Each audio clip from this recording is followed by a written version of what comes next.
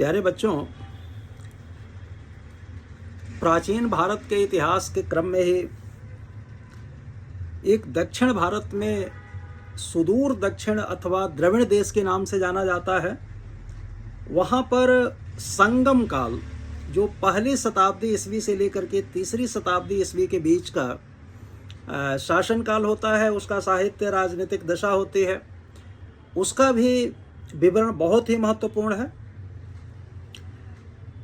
नौ पाषाणिक युगीन संस्कृत के पश्चात सुदूर दक्षिण के इतिहास में जिस संस्कृति का आरंभ होता है उसे महापाषाण युगीन संस्कृति कहा जाता है। इस संस्कृति के लोग अपने मृतकों के अवशेषों को सुरक्षित रखने के लिए वे बड़े बड़े पत्थरों का प्रयोग करते थे और इनके निर्माता प्रायः प्रीलिटरेट कहे जाते थे या प्राग साक्षर कहे जाते थे। ये लोग इन रचनाओं के उद्देश्य अथवा उनके उपयोग के विषय में निश्चित रूप से कुछ भी कह सकना कठिन है। एक गार्डन चाइल्ड नाम के विद्वान हुए हैं। उन्होंने कहा कि महापाषाण किसी अंधविश्वास संबंधी अनुष्ठानिक अथवा धार्मिक उद्देश्य से बनाए गए थे। दक्षिण के आंध्र में, कर्नाटक में, तमिलनाडु में तथा केरल के विभिन्न पुरा स्थलों में जैसे मास्की, पुदुकोट्टई, चिंगलपुत्र, शानूर आदि से बृहद पाषाणिक समाधियों के अवशेष मिले हैं। इनके कुछ विशेषताएं हैं जो प्रायः सभी महापाषाणों का निर्माण ऊंचे पहाड़ी स्थलों पर किया गया था। इनके नीचे एक या उससे अधिक तालाब बनाए गए थे और इसका कारण संभवतः निर्माण सामग्रियों की सुलभता एवं कृषि के लिए सिंचाई की सुविधा रहा होगा।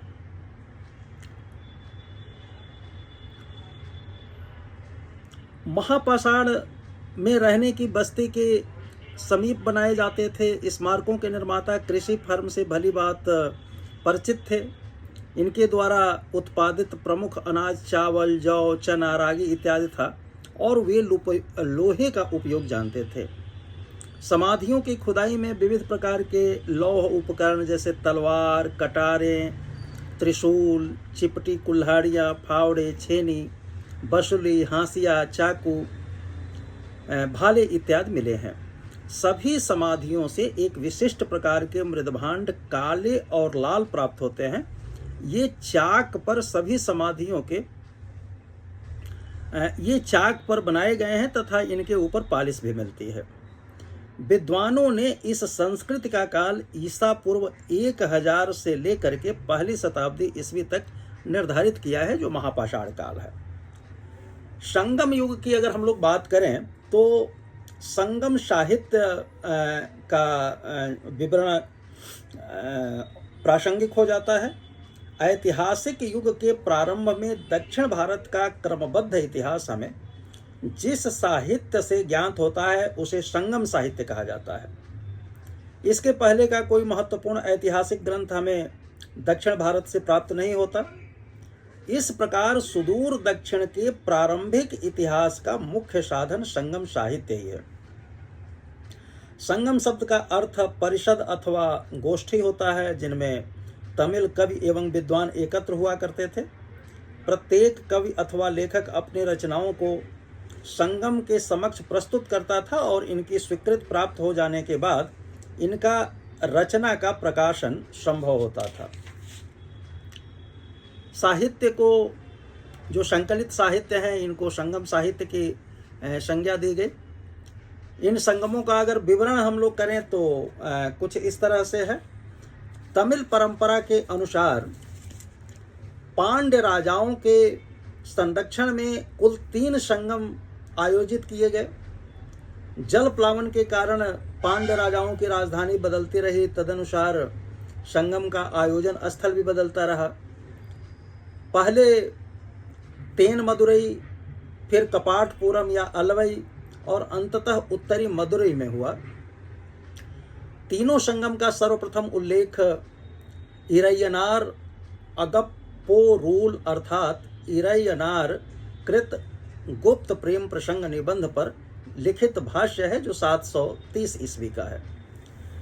इन संगमों का अगर विवरण की बात करें तो इस तरह से है कि प्रथम संगम इसका आयोजन स्थल जो था तेन मदुरई था, अब समुद्र में विलीन हो गया है। इसके अध्यक्ष जो थे अगत्यार या अगस्त ऋषि थे। अन्य विद्वानों के भी नाम मिलते हैं, जिसमें कुन्न मेरिंद्र, मुरगवल, मुरजियोर, मुदिनाग रायर इत्यादि। इसमें सदस्यों की संख्या 549 यानी 549 था और इसकी अवधि 4400 वर्ष 4400 वर्ष माना जाता है। इसमें प्रस्तुत रचनाएं 4499 हैं और इसमें प्रणीत ग्रंथ अगर देखें तो अकत्यम ये अगस्त ऋषि द्वारा तमिल व्याकरण है, परिपाडल और मुदुनारे, मुदकुरकु, कल रियावरई आदि। उपलब्ध ग्रंथ अगर कहें तो कोई भी नहीं है और संरक्षक इसके पांड्य शासकों की थी और इनकी संख्या 89 है। द्वितीय संगम की अगर बात करें तो इसका आयोजन कपाटपुरम या अलवाई में किया गया। इसकी अध्यक्षता का श्रेय भी अगस्त ऋषि को ही दिया जाता है। इसमें कुल 49 सदस्य सम्मिलित हुए थे। 49 पांड्य शासकों का इसे संरक्षण मिला। परंपरा के अनुसार 3700 कवियों ने अपनी रचनाओं के प्रकाशन की अनुमति प्राप्त की तथा संगम इतनी ही अवधि तक अबाध गति से चलता रहा। इस संगम द्वारा संकलित ग्रंथों को एकमात्र तोलकाप्पियम ही अवशिष्ट है। यह तमिल व्याकरण का ग्रंथ है जिसकी रचना का श्रेय अगस्त ऋषि के शिष्य तोलकाप्पियर को दिया जाता है। ऐसी मान्यता है कि प्राचीन मदुरा के समान द्वितीय संगम का केंद्र कपाटपुरम भी समुद्र में विलीन हो गया है। विद्वानों ने उपर्युक्त दोनों संगमों के ऐतिहासिकता पर संदेह व्यक्त किया है।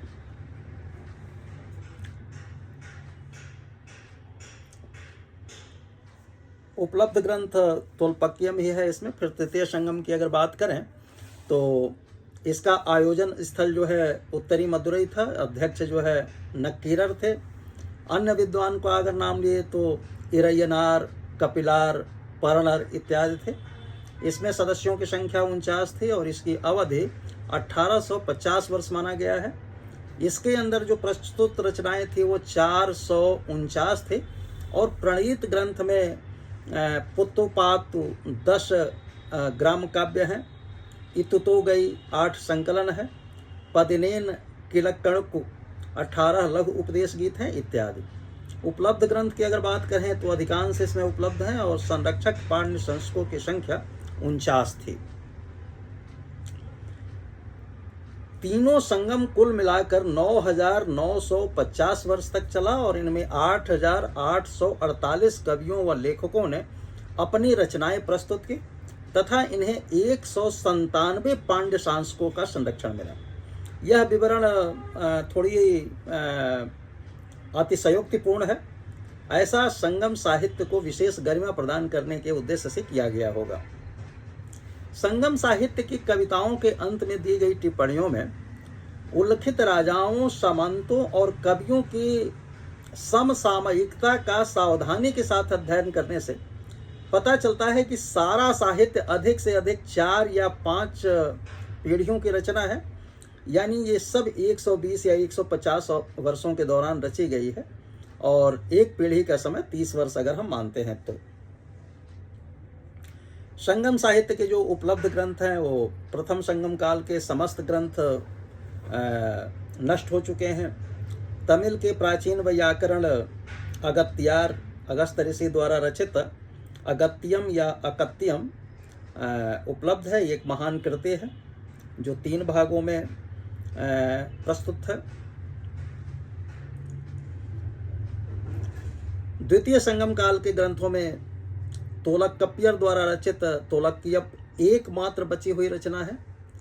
तोलकाप्पियर अगत्यार अगस्त ऋषि के 12 शिष्यों में एक था। तोलकाप्पियर की तोलकाप्पियम तमिल भाषा का उपलब्ध प्राचीनतम ग्रंथ है। तोलापिक्यम 3 कर्मों अर्थात अधिकरणों या भागों में विभाजित है। यह ग्रंथ सूत्र शैली में रचित है और इसमें कुल 1612 सूत्र हैं। यह मूलतः व्याकरण की पुस्तक है और इसे तमिल साहित्य की सभी साहित्यिक परंपराओं का आधार स्रोत कहा जाता है। साथ ही इससे उस समय के समाज पर भी प्रकाश पड़ता है। इसमें धर्म, अर्थ, काम, मोक्ष, अरम, पोरुल, इनबम बिंदु का निरूपण मिलता है। तृतीय संगम काल के ग्रंथ का आज संकलन ग्रंथों के रूप में मिलते हैं। इन संकलन ग्रंथों में 3 सर्वाधिक प्रसिद्ध हैं। पुतुप्पात 10 ग्राम काव्य हैं और इत्तुतोंगई 8 संकलन है। इसके बाद पदिनेन किलकणक्कु 18 लघु उपदेश गीत है, जिसमें किलकणक्कु किल परंपरा में रचित कविताएं हैं, अर्थात छोटी पंक्तियों वाली कविताएं हैं। पुत्तुपात में 10 ग्राम काव्य हैं, जिसमें उल्लेख कुछ इस तरह से है कि पहला है तिरुमुरुकात्रु पदई। इसके रचनाकार नक्कीरर थे, संरक्षक इसकी पता नहीं, और विषय इसका है कि तमिल देवता मुरुगन से संबंधित है। अगला है रचना नेडुन लवदई। इसके रचनाकार जो थे नक्कीरर थे और संरक्षक जो थे इसके पांड्य राजा नेडुन जेलियन थे। ये पांड्य शासक नेडुजेलियन के युद्ध में जाने के उपरांत उसके वियोग में उसके रानी का मार्मिक वर्णन है। इसके बाद पेरुम्पना त्रुपद्दई। इसके रचनाकार रुद्रन कन्ननार थे। कांची के शासक जो थे ये तोंडईमान इलिंडा रैयन इसके संरक्षक थे और इसमें कांची नगर की गरिमा, आम जीवन इत्यादि का वर्णन है। फिर आता है नंबर पत्तिनपल्लई। इसके रचनाकार रुद्रन कन्नानार थे, संरक्षक कारिकाल चोल थे। प्रेमिका के वियोग में प्रेमी की हुई दशा, चोल राज्य की राजधानियों उरयूर या पुहर आदि का वर्णन है। इसके बाद मदुरई कांची। इसके रचनाकार मांगुदी मरुदनार थे और इसके संरक्षक पांड्य राजा नेडुन जेलियन थे। इसमें पांड्य नरेश के भौतिक स्वरूप और उसकी विशेषताएं, मदुरई नगर, कांची नगर इत्यादि का वर्णन है। पोरुन रात्रु पदई ये पुस्तक है। इसका रचनाकार कन्यार हैं और चोल शासक कारिकाल इसके संरक्षक थे। ये संगीत प्रेमी जनजात पोरुनर का वर्णन इसमें प्राप्त होता है। चोल कारिकाल के गौरव व उदारता का भी वर्णन प्राप्त होता है। इसके बाद सिरुपानुत्र पदई। इसके रचनाकार जो थे नथनार थे और संरक्षक नालिकोडन थे। ये संगीत प्रेमी वर्ग सिरुपान का वर्णन करता है। बंज उरयूर, मदुरई व कोकई का वर्णन है। चेर नरेश कुट्टवन का हिमालय पर झंडा गाड़ने आदि का वर्णन है। फिर मुलैपातो। इसके रचनाकार थे ओ नपुद्दनार थे और तलैया लांगनम पांड्य शासक थे, इसके संरक्षक थे। पांड्य शासक तलैया लांगनम की रानी के विरह का वर्णन है। इसके बाद कुरजन्नी पातु है, ये कपिलर हैं, इसके रचनाकार आर्य सम्राट ये बृहद्दत्त जो थे इसके संरक्षक थे। इसमें पर्वतीय सरदार एवं ग्रामीण बाला की प्रणय गाथा है। और 10वां है मलैप दुकदाम और इसके रचनाकार थे कौशिक नार, संरक्षक थे कन्नन। ये पर्वतीय एक सरदार थे और पर्वतीय सरदार कन्नन की उपलब्धियों का वर्णन है। इत्तुतगोई इसका 8 संकलन है। इसमें रचना जो है नत्रिणई, इसके रचनाकार अज्ञात है। कुरुन्नोत्तगई, इसमें 205 कवि मिलकर के इसको रचना किए हैं। इसके बाद एंगू रुनुर, इसके रचनाकार जो है गुड्डलूर किलार थे। फिर आता है पदित्रु पात्तु, इसके रचनाकार अज्ञात है। परिपाडल, इसके भी रचनाकार अज्ञात है और इसके संरक्षक भी अज्ञात थे। ऊपर वाले जो पदित्रुपात थे इसके भी अज्ञात चेर नरेश कोई थे। कलित हो गई, इसके भी रचनाकार अज्ञात हैं और इसके संरक्षक भी अज्ञात हैं। आहना नुरु इसके उरत्तीस सन्मार या रुद्र शर्मन रचनाकार थे और पांड्य शासक उग्र पेरुल लूढ़ी इसके संरक्षक थे। फिर आता है पुरनानुरु, 126 कवियों ने मिलकर के किया था और इसके संरक्षक अज्ञात है। तो इस तरह से ये कुछ रचनाएं हैं। संगम युग में महाकाव्यों की भी रचना की गई। यद्यपि ये ग्रंथ संगम साहित्य के अंतर्गत नहीं आते, तथापि इनमें से तत्कालीन जन जीवन के विषय में अच्छी जानकारी प्राप्त होती है।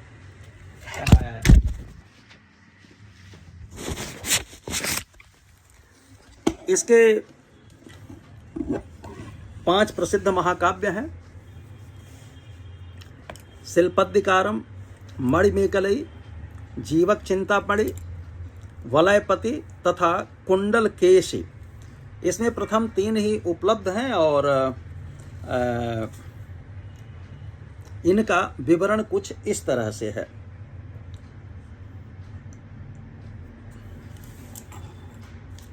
एक मिनट आप लोग रुक जाइए।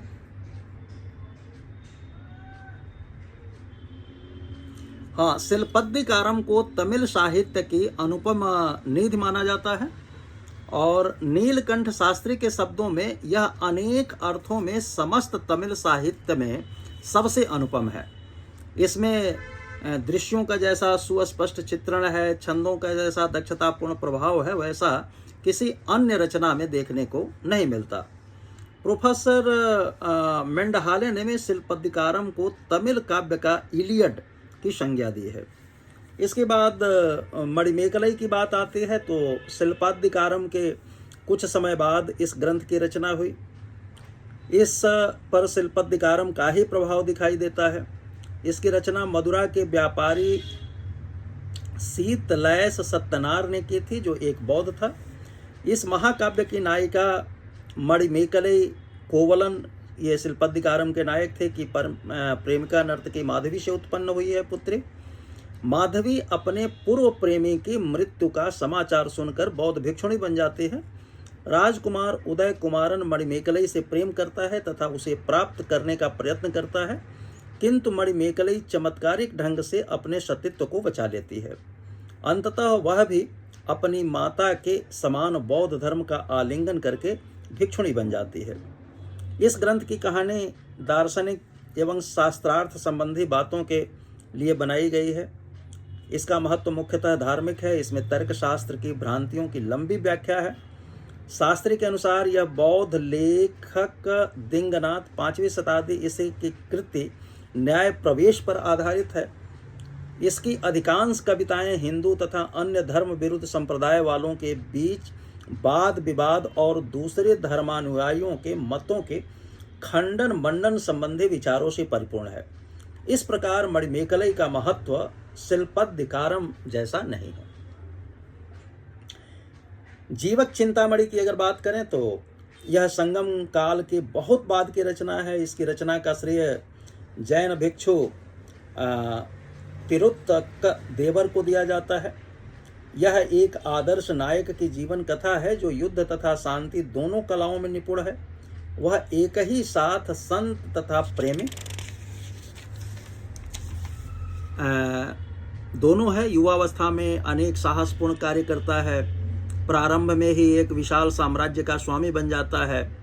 प्रत्येक सैनिक अभियान में वह अपने लिए एक रानी लाता है और इस प्रकार 8 पत्नियों के साथ आनंद मनाता है। अंततो गत्वा उसे सांसारिक जीवन से विरक्ति हो जाती है और अपने पुत्र के पक्ष में सिंहासन का त्याग करके वह वन में चला जाता है और वहीं उसे मुक्ति प्राप्त होती है। वर्तमान रूप में इस काव्य में 3154 छंद हैं, जिनमें केवल 2700 मूल कवि द्वारा रचित है। 2 छंदों को उसके गुरु तथा शेष को बाद में किसी और कवि ने लिखा होगा। तिरुत्तक देवर की रचना में श्रेष्ठ काव्य की सभी गुण विद्यमान में है और कहा जाता है कि वह पहले चोल राजकुमार था जो बाद में जैन भिक्षु बन गया। संगम साहित्य के निश्चित तिथि के विषय में मतभेद है। सामान्यतः इसकी रचना पहली शताब्दी ईस्वी से लेकर के तीसरी शताब्दी ईस्वी के मध्य मतलब 100 से 250 ईस्वी के बीच में माना गया है। श्रीनिवास आयंगर ने तीनों संगमों की अवधि 1000 वर्ष के लगभग मतलब ईसा पूर्व 500 से 500 ईस्वी तक बताया है। अग्रलिखित पंक्तियों के आधार पर संगम साहित्य के आधार पर सुदूर दक्षिण यानी तमिल देश के इतिहास के बारे में और उसके संस्कृतियों के बारे में हमें पता चलता है।